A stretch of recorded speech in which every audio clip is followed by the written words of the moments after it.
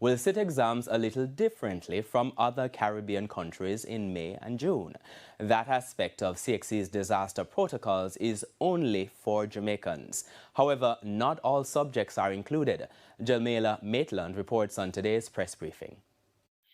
An extension of the school-based assessments, SBA submissions, and late registration of exams at no additional charge are just a couple of the waivers being put forward by the Caribbean Examination Council, CXC, for those sitting CSEC and CAPE exams in Hurricane Melissa-hit parishes.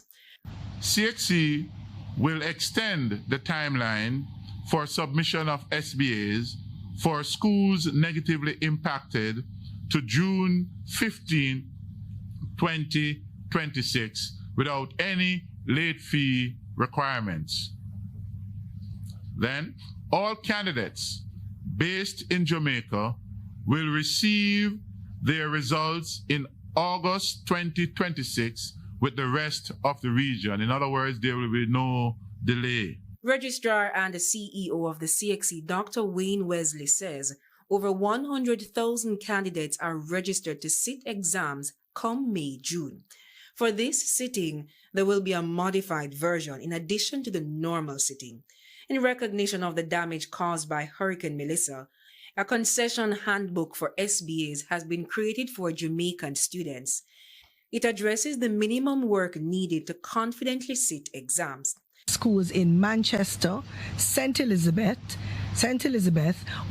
Westmoreland, Hanover, Trelawney, St. Anne will have the opportunity, that flexibility that our registrar spoke about, to do either the full normal standard assessment or the modified approach. However, there are certain subjects that will be exempt from the modified version. CSEC, theatre arts, CSEC music, CSEC home, human and social biology, physical education and sports, as well as CAPE performing arts. And as you hear the subjects being called, you can well imagine why, because they're very competency-based subjects, and CXC, as you know, take that very seriously. Director of Operations at the CXC, Dr. Nicole Manning, says the CXC is well aware that while Western Jamaica was hardest hit, schools across the island may have challenges. School administrators are encouraged to apply to the CXC. Approval, however, is granted on a case-by-case basis.